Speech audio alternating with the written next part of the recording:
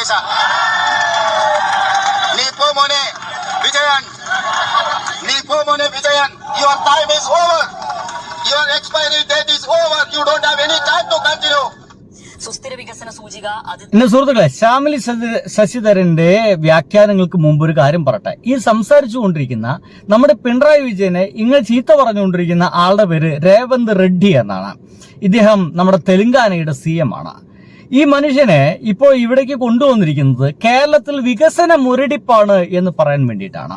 ഇയാൾ ഇവിടെ വന്നിരിക്കുന്നു, നമ്മുടെ കോൺഗ്രസിന് വേണ്ടിയിട്ട് പ്രവർത്തനം അല്ലെങ്കിൽ പ്രചാരണ പരിപാടികളിൽ പങ്കെടുക്കുന്നു, എന്നിട്ട് പറയുകയാണ് Pinarayi Vijayan your expiry date is over, you can leave from the seat എന്നൊക്കെ പറഞ്ഞുകൊണ്ട് ഭീകരമായ രീതിയിൽ അദ്ദേഹം പറഞ്ഞുകൊണ്ടിരിക്കുന്നു.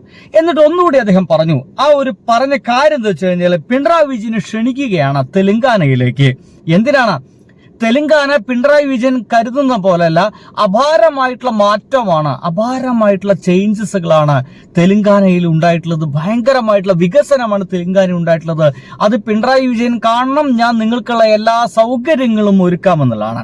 എന്റെ പ്രിയ സുഹൃത്തുക്കളെ, നിങ്ങൾ ഈ വീഡിയോ അവസാനം വരെ കാണണം. തെലങ്കാനയിൽ എത്രത്തോളം വികസനം വന്നിട്ടുണ്ട്, നമ്മുടെ കേരളത്തിലേക്കാൾ അപാരമായിട്ടുള്ള വികസനം തെലങ്കാനയിൽ ഉണ്ടോ ഇല്ലയോ എന്ന് ചർച്ച ചെയ്യപ്പെടുന്ന ഒരു വീഡിയോ ആണ്. സത്യം അറിയാതെ നിങ്ങൾ ആരും പോകരുതെന്ന് എനിക്ക് ഒരു വലിയ താല്പര്യമുണ്ട്. അതുകൊണ്ടാണ് ഞാൻ പറയുന്നത്, ദയവേത് കേരളത്തെ അപമാനപ്പെടുത്തുന്ന ഇത്തരം ആളുകൾക്ക് നമ്മൾ ഉത്തരം കൊടുത്തേക്കൂ. ഇതൊരു അബദ്ധ ധാരണയായിട്ട് കൊണ്ടുനടക്കുന്ന ആളുകളുണ്ടായിരിക്കും. ചിലപ്പോൾ തെലങ്കാന ഭയങ്കര വളർച്ച ഉണ്ടെങ്കിലോ അപാരമായിട്ടുള്ള വികസനം ഉണ്ടെങ്കിലോ എന്നൊക്കെ അബദ്ധമായിട്ടൊക്കെ കൊണ്ടു നടക്കുന്ന ആളുകൾ ഉണ്ടായിരിക്കും. അവരൊക്കെ അറിയാൻ കൂടി എന്റെ പ്രിയ സുഹൃത്തുക്കളെ വീഡിയോ അത്തരത്തിലുള്ള ആളുകൾക്ക് നിങ്ങൾ ഷെയർ ചെയ്ത് കൊടുക്കുക തന്നെ വേണം. ഇനി ആ വെല്ലുവിളി നമുക്കൊന്ന് കേൾക്കാം. I wanted to challenge Mr. Pinarayi Vijayan. Please come. I will organize everything. I will organize a flight. I will organize a team to explain. നമ്മുടെ കേരളത്തില് സമാധാനവും സന്തോഷത്തോടും കൂടി ജീവിക്കുന്ന ജനതയില് ചില ആളുകളൊക്കെ അവിടുന്ന് കൈയടിക്കുന്നുണ്ട്. വളരെ കുറച്ച് ആളുകൾ അവിടുന്ന് കൈയടിക്കുന്നുണ്ട്. എനിക്ക് അവരോട് ഭയങ്കര പുച്ഛം തോന്നുന്നു. എന്റെ പ്രിയപ്പെട്ട കോൺഗ്രസ്സുകാരെ, ആ രേവന്ത് റെഡ്ഡിയുടെ വർത്തമാനം കേൾക്കുമ്പോൾ നിങ്ങൾ കൈയടിക്കുന്നത് എന്തിനാണ്? നമ്മുടെ കേരളത്തിൽ ഒന്നുമില്ല, ഒരു വികസനവുമില്ല എന്ന് അതറിഞ്ഞതിന്റെ സന്തോഷം കൊണ്ടാണ് നിങ്ങൾ കൈയടിക്കുന്നത്? അല്ലെങ്കിൽ നമ്മളെ ഇതാ വേറൊരു സംസ്ഥാനത്തെ മുഖ്യമന്ത്രി വന്നിട്ട് നമ്മളെ ഇത് അപമാനിക്കുന്നു, നമ്മുടെ കേരളത്തെ ഇത് അപമാനിക്കുന്നു എന്നറിഞ്ഞപ്പോൾ അപമാനഭാരം കൊണ്ട് സന്തോഷം കൊണ്ട് നിങ്ങൾ കൈയടിച്ചതാണോ? അപമാനഭാരം സന്തോഷമായി മാറിയിട്ട് നിങ്ങൾ കൈയടിച്ചതാണോ? What is it? What the hell is going on there?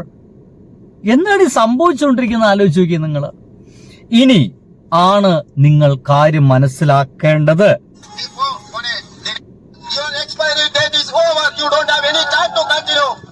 സുസ്ഥിര വികസന സൂചിക, അതിദരിദ്ര മനുഷ്യര്, ശിശുമരണ നിരക്ക്, സാക്ഷരതാ നിരക്ക്, ഇക്കാര്യങ്ങളിലൊക്കെ കേരളം കൈവരിച്ച നേട്ടങ്ങളുണ്ടല്ലോ, അതിനേക്കാൾ ബഹുദൂരം പിന്നിലാണ് തെലങ്കാന എന്നാണ് ലഭിക്കുന്ന വിവരങ്ങൾ. ഇനി ഞാൻ നേരത്തെ തന്നെ പറഞ്ഞു, ചില മാതൃകകൾ, കേരള മാതൃകകൾ എന്തൊക്കെയാണെന്ന് പറയുമ്പോൾ സ്വാഭാവികമായി നമ്മൾക്ക് ഒരു മഹാദുരന്തത്തെ അതിജീവിച്ച ചില മനുഷ്യരെ ചേർത്ത് പിടിച്ച ഒരു വലിയ മാതൃക നമുക്ക് മുന്നിലുണ്ട്.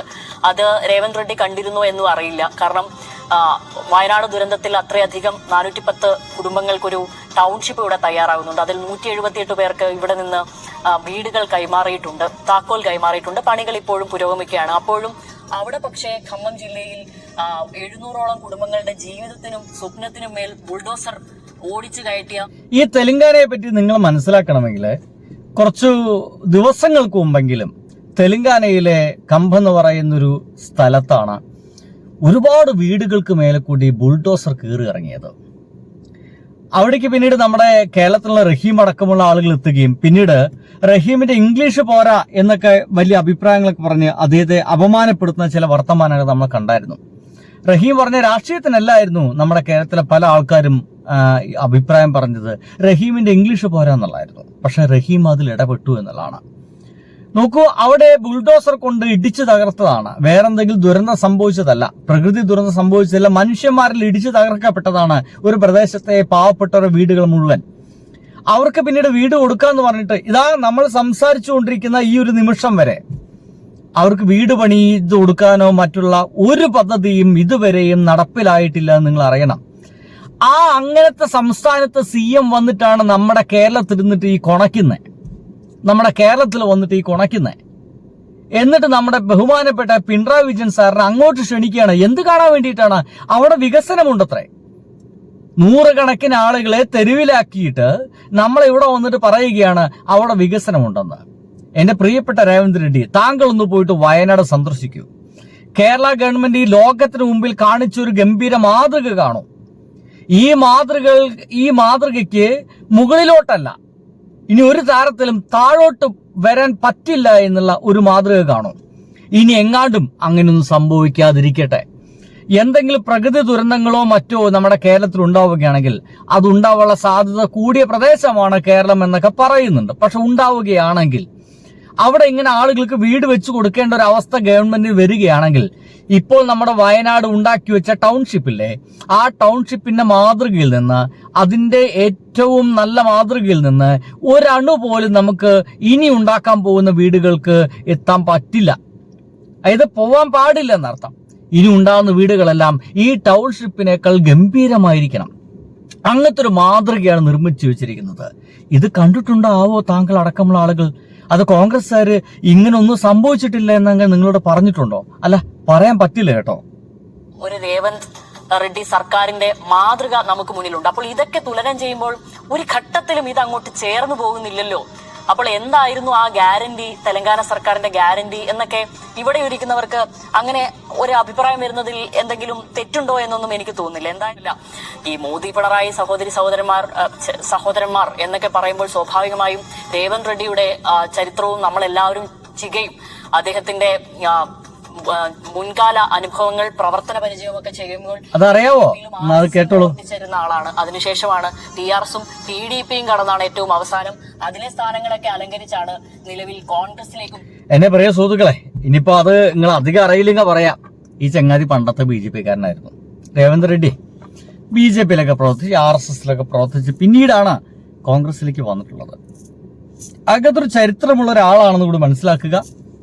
അങ്ങനത്തെ ചരിത്രത്തിന്റെ കണികയിലൂടെ പോലും സഞ്ചരിക്കാത്തൊരു മനുഷ്യനാണ് നമ്മുടെ കേരളം ഭരിച്ചുകൊണ്ടിരിക്കുന്നത് എന്നും മനസ്സിലാക്കുക. ഇനി സംഗതികളൊക്കെ അവിടെ കിടക്കട്ടെ. ഒരു നാട് വികസിച്ചിട്ടുണ്ട് എന്ന് എങ്ങനെയൊക്കെ നമുക്ക് മനസ്സിലാക്കുക? അവിടുത്തെ കുറെ കാര്യങ്ങൾ വേണം. എന്തൊക്കെ നോക്കണം? അവിടുത്തെ വിദ്യാഭ്യാസത്തെ കുറിച്ച് നമ്മൾ മനസ്സിലാക്കണം. അവിടുത്തെ ശിശുമരണ നിരക്ക്, അവിടുത്തെ വിദ്യാഭ്യാസ രീതികൾ എങ്ങനെയൊക്കെ, അവിടുത്തെ ഹോസ്പിറ്റലിന്റെ അവസ്ഥകൾ എന്നൊക്കെ, ഇതൊക്കെ നോക്കിക്കൊണ്ടാണ് പലപ്പോഴും നമ്മൾ ഒരു നാട് വികസിച്ചിട്ടുണ്ടോ ഇല്ലയോ എന്നൊക്കെ മനസ്സിലാക്കുക. ഒരൊറ്റ കാര്യം പറയാം, വിദ്യാഭ്യാസം നോക്കൂ. നമ്മൾ കേരളം ഒരു 99% അല്ലെങ്കിൽ 100% നമ്മൾ സാക്ഷരത വഹിച്ച അല്ലെങ്കിൽ ഭരിച്ച ഒരു സംസ്ഥാനമാണ്. എന്നാൽ തെലങ്കാന ഇപ്പോഴും 72-75% നിൽക്കുന്നതെന്ന് മനസ്സിലാക്കണം. അവന്മാരാണ് നമ്മൾ ഇവിടെ വന്നിട്ട് പറയുന്നത് അവിടെ ഗംഭീര വികസനമാണെന്ന്. ഇനി സ്കൂൾ വിദ്യാഭ്യാസത്തിന്റെ കാര്യം നോക്കൂ. കേരളത്തിലെ പൊതുവിദ്യാഭ്യാസം എന്ന് പറയുന്നത് ഒരു 15 വയസ്സ് വരെ ഫ്രീ വിദ്യാഭ്യാസമാണ്. ഗവൺമെന്റ് സ്കൂളേ ഫ്രീ വിദ്യാഭ്യാസമാണ്. ഒന്നും അങ്ങോട്ട് കൊടുക്കണ്ട, എല്ലാം ഇങ്ങോട്ട് തരുമെന്നർത്ഥം. യൂണിഫോമും പുസ്തകങ്ങളും അടക്കം, ഫുഡ് അടക്കം നമുക്ക് ഇങ്ങോട്ട് തരും. പക്ഷേ ഈ പറയുന്ന തെലങ്കാനയില് ഏറ്റവും ശക്തമായിട്ടുള്ളത് പൊതുവിദ്യാഭ്യാസ മേഖലയല്ല, അവിടുത്തെ പ്രൈവറ്റ് സ്കൂളുകൾക്കാണ് അവിടെ ഏറ്റവും കൂടുതൽ പ്രാധാന്യം. നഗരപ്രദേശങ്ങളും മറ്റും അവിടെ ഈ ഗവൺമെന്റ് സ്കൂളുകൾ ആരും ചൂസ് ചെയ്യുന്നില്ല. എന്തുകൊണ്ടെന്ന് ഞാൻ പറയേണ്ടതില്ലല്ലോ. എന്തുകൊണ്ട് ചൂസ് ചെയ്യുന്നില്ല എന്ന് പറഞ്ഞു തരുന്നില്ല. ഇനി ശിശുമരണ നിരക്ക്, നമ്മുടെ 1000 കുട്ടികൾ ജനിക്കുമ്പോൾ 1 വയസ്സിന് താഴെ എത്ര പേർ മരണപ്പെടുന്നു എന്നൊക്കെ നോക്കിയിട്ടാണ് പലപ്പോഴും ശിശുമരണ നിരക്കൊക്കെ കണക്കാക്കുക. നമ്മൾ കേരളം അമേരിക്കക്കൊപ്പമാണെന്നൊക്കെ പറയേണ്ടി വരും. കേരളത്തില് 6 പേരാണ് മരിക്കുന്നത്. 1000 പേര് ജനിക്കുമ്പോൾ 6 കുഞ്ഞുങ്ങളാണ് ഇല്ലാതാവുന്നത്. വികസിത രാജ്യങ്ങളൊപ്പമാണ്, അമേരിക്ക പോലുള്ള വികസിത രാജ്യങ്ങൾക്കൊപ്പമുള്ള കണക്കാണ്. ഇതേ കണക്ക് തന്നെയാണ് വികസിതമായിട്ടുള്ള നമ്മുടെ ലോകത്തെ പല രാജ്യങ്ങളെയും കണക്ക്. എന്നാൽ ഈ പറയുന്ന തെലങ്കാനയിൽ എത്ര പേർ? തെലങ്കാനയില് 1000 പേർ ജനിക്കുമ്പോൾ 23 പേർ ഇല്ലാതാവുന്നുണ്ട്. 23 കുഞ്ഞുങ്ങൾ ഈ ഭൂമിയിൽ നിന്ന് ഇല്ലാതാവുന്നുണ്ട്. എന്നിട്ടാണ് നമ്മളെ നാട്ടിൽ വന്നിട്ട് ഞങ്ങൾ ഗംഭീരമായി വികസിച്ചു എന്ന് പറയുന്നത്. ഇത് കാണാനും ഇത് കേൾക്കാനും വേണ്ടിയിട്ടാണ് നമ്മുടെ പിണറായി വിജയനെ അങ്ങോട്ട് ക്ഷണിക്കുന്നത്. എനിക്ക് മനസ്സിലാവുന്നില്ല. ഇനി ഹോസ്പിറ്റൽ സൗകര്യങ്ങൾ, നമ്മൾ ഈ അടുത്ത് കണ്ടായിരുന്നല്ലോ, ഇന്നലെ കണ്ടായിരുന്നല്ലോ, രണ്ടുപേർ ഹോസ്പിറ്റലിൽ പോകുന്നത്. ഒന്നൊരു ലീഗിന്റെ സ്ഥാനാർത്ഥിയായിരുന്നു, ഒന്ന് നമ്മുടെ ഒച്ചവിളിയും കൂട്ടുന്ന ഒരു ചെങ്ങായിണ്ടല്ലോ, 2020 BJPക്ക് വേണ്ടി മത്സരിക്കുന്ന ഒരു ഡോക്ടർ റോബിൻ. അസുഖം വന്നപ്പോൾ വളരെ പെട്ടെന്ന് ഗവൺമെന്റ് ഹോസ്പിറ്റലാണ് ചികിത്സ നേടിയത്. ഗവൺമെന്റ് ഹോസ്പിറ്റൽ, അവിടെ എല്ലാ തരത്തിലുള്ള ലോക്കൽ ഹോസ്പിറ്റലുകളും നമ്മുടെ അതിനെന്താ പറയാ ഒരു പ്രാഥമിക ചികിത്സാ കേന്ദ്രങ്ങളിൽ തന്നെ വലിയ വലിയ ചികിത്സകൾ കിട്ടുമെന്ന് അറിയാവുന്നതുകൊണ്ട് തന്നെ ഈ മനുഷ്യൻ നേരെ പോയത് അവിടേക്കാ. സംഗതി അവിടെ കിടക്കട്ടെ. കേരളം ഗ്രാമപ്രദേശങ്ങളിൽ പോലും നമുക്ക് ഏറ്റവും മികച്ച രീതിയിൽ പ്രവർത്തിക്കുന്ന ഫാമിലി ഹെൽത്ത് സെന്ററുകൾ കാണാൻ സാധിക്കും. നിങ്ങളുടെ നാട്ടിലൊക്കെ ഉണ്ടായിരിക്കും ഒരു ഫാമിലി ഹെൽത്ത് സെന്റർ. ഇനി തെലങ്കാനയ്ക്ക് പോവുകയാണെങ്കിലോ എൻ്റെ പൊന്നു സുഹൃത്തുക്കളെ, ഈ ഫാമിലി ഹെൽത്ത് സെന്റർ നിങ്ങൾക്ക് അവിടെ കാണാൻ കഴിയില്ല. അവിടെ മുഴുവനുള്ളത് സൂപ്പർ സ്പെഷ്യാലിറ്റി ഹോസ്പിറ്റലാണ്. സാധാരണക്കാർ വലയും, സാധാരണക്കാരെ കീശ മുറിയും, അവരെ ചങ്ക് കീറും, ജീവിതം തകർന്ന് തരിപ്പണമാവും.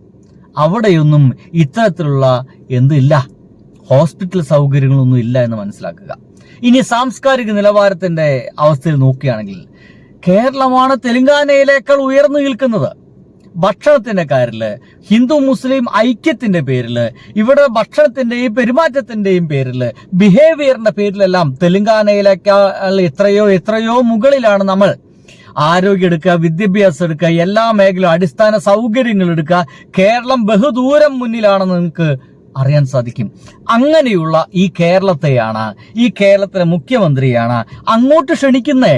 എന്നാ കാണാനാ? തെലങ്കാനയിലേക്ക് ക്ഷണിക്കുന്നു. Pinarayi Vijayan, please come to my land, I will arrange everything and you can see and you watch the changes I have done എന്നൊക്കെ പറഞ്ഞുകൊണ്ടിരിക്കുന്നത് എന്ത് കാണാൻ വേണ്ടിയിട്ടാ? ഇമാതിരി വിഡ്ഢിത്തങ്ങളൊക്കെ കാണാൻ വേണ്ടിയിട്ടോ? കേരളത്തിലേക്കാൾ വളരെ കുറവാണ് നിങ്ങളുടെ എല്ലാ തരത്തിലുള്ള വികസനവും എന്ന് നേരിട്ട് മനസ്സിലാക്കാൻ വേണ്ടിയിട്ടാണോ രേവന്ത് റെഡ്ഡി നമ്മളെ അങ്ങോട്ട് ക്ഷണിക്കുന്നത്? ഇതൊക്കെ അറിഞ്ഞിട്ടും ആ വർത്തമാനത്തിനൊക്കെ വേണ്ടി കൈയടിക്കുന്ന നമ്മുടെ കേരളത്തിലെ മലയാളികൾ ഓർത്ത് എൻ്റെ പൊന്നു സുഹൃത്തെ, വേറൊരു മലയാളി നിലയ്ക്ക് എനിക്ക് ലജ്ജ തോന്നിപ്പോകുന്നു. നിങ്ങൾക്കൊന്നും നാണവുമാനില്ലേ എന്ന് എനിക്ക് ചോദിക്കാൻ തോന്നിപ്പോകുന്നു. ഇനി വേറൊന്നുകൂടി കേൾപ്പിക്കാം. കേരളത്തെ പല ഘട്ടത്തിലും പല സംസ്ഥാനവുമായി താരതമ്യം ചെയ്യുന്ന രീതി ഇതിനു മുമ്പും ഉണ്ടായിരുന്നുവെങ്കിലും ഒരു തെരഞ്ഞെടുപ്പ് ചർച്ചയായി അത് വളരുന്നത് കേട്ടുകേൾവി ഇല്ലാത്തതാണ്. കേരളം എല്ലാ മേഖലയിലും തകർച്ചയിലാണെന്ന UDF നെറേറ്റീവിന് ശേഷമാണ് തെലങ്കാന മുഖ്യമന്ത്രി രേവന്ത് റെഡ്ഡിയും കേരളത്തിൽ വികസന മുരടിപ്പാണെന്ന ആരോപണം ആവർത്തിച്ചത്. ഇതോടെ മുമ്പ് പല ആരോപണങ്ങളെയും പ്രതിരോധിച്ച അതേ രീതിയിൽ തന്നെ കണക്ക് നിരത്തിയാണ് ഇന്നും മുഖ്യമന്ത്രിയുടെ നേതൃത്വത്തിൽ LDF വിഷയത്തെ നേരിടുന്നത്. കൂടാതെ ഒരു മാസം മുമ്പ് ഏറെ ചർച്ചയായ തെലങ്കാനയിൽ കണ്ടില്ലേ, ഇപ്പോഴും നമ്മള് അവർക്ക് ഉത്തരം കൊടുക്കാൻ പോകുന്ന വേറെ രീതിയിലൊന്നുമല്ല, കണക്കുകൾ നിരത്തിയിട്ടാണ്. ഞാൻ നിങ്ങളുടെ മുമ്പിലേക്ക് എത്തിച്ചതും കണക്കുകളാണ്. ആ കണക്കുകളൊക്കെ വെച്ച് നോക്കുമ്പോൾ നമ്മൾ എത്രയോ മുന്നിലാണ്. അപ്പൊ ഒരു രേവന്ത് റെഡ്ഡിമാര് വന്നാലും ഈ കണക്കുകളൊന്നും മാഞ്ഞു പോകുന്നല്ല. എന്റെ പ്രിയപ്പെട്ട രേവന്ത് റെഡ്ഡി, ഒരു കാര്യം കൂടി പറയട്ടെ. ഖമ്മം ജില്ലയിലെ കുടിയൊഴിപ്പിക്കലും ഇതോടൊപ്പം LDF ഉയർത്തിക്കാട്ടുകയാണ്. എന്തായാലും തെരഞ്ഞെടുപ്പിന് ദിവസങ്ങൾ താങ്കളുടെ നാട്ടിലെ കമ്പം ജില്ലയില് നൂറുകണക്കിന് ആളുകളെ കുടിയൊഴിപ്പിച്ചിട്ടുണ്ട്. അവർക്ക് കഴിയുമെങ്കിൽ ഒരു വീടുണ്ടാക്കി കൊടുക്കും. നല്ല നമസ്കാരം സുഹൃത്തുക്കളെ, മറക്കരുത്, ഇത്തരം നോളജ് ഇല്ലാത്ത ആളുകൾക്ക് മുഴുവൻ ഒന്ന് അയച്ചു കൊടുക്കണം. ബൈ.